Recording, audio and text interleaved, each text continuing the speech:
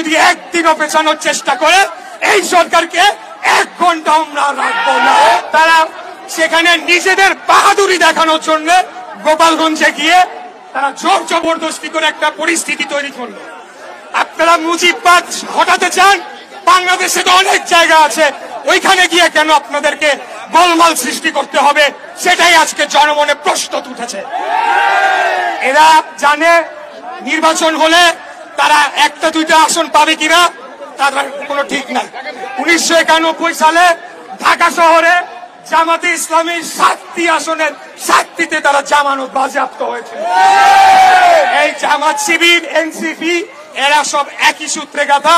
তারা চায় না বাংলাদেশে একটা স্বাভাবিক, সুস্থ, নিরাপদ পরিবেশ বজায় থাকুক, যাতে করে তারা বলতে পারে নির্বাচনের পরিবেশ নাই, এবং আমরা যখনই কোনো ঘটনা ঘটে তারপরেই তাদের পাতি নেতাদের মুখে এগুলা শুনতে পাই। আমি একটা প্রতিজ্ঞা আপনাদের সামনে করতে চাই। আমাদের নেতা প্রথমে ডিসেম্বর বলেছিলেন, পরবর্তীতে বর্তমান অন্তর্বর্তীকালীন সরকার প্রধানের সাথে আলাপ আলোচনা করে আমরা জানতে পারি ফেব্রুয়ারিতে উনি রাজি হয়েছে। উনি রাজি, আমরা রাজি। এই ফেব্রুয়ারি থেকে যদি একদিনও পেছানোর চেষ্টা করে এই সরকারকে 1 ঘন্টা আমরা রাখবো না। আরে ভাই, আপনারা কারা?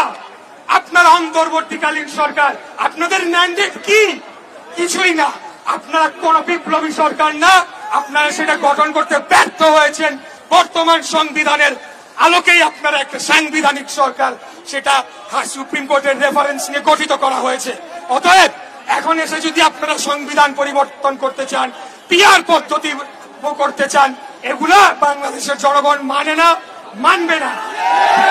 পিআর পদ্ধতি মানে কি আমি জানবই না, আমি কাকে ভোট দিচ্ছি, কিন্তু এমপি পাঠাই দিবে কেন্দ্র থেকে। এইসব বন্ধ করেন।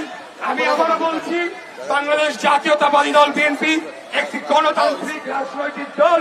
আমরা দীর্ঘদিন লড়াই সংগ্রাম করেছি শুধুমাত্র একটা সুস্থ, সঠিক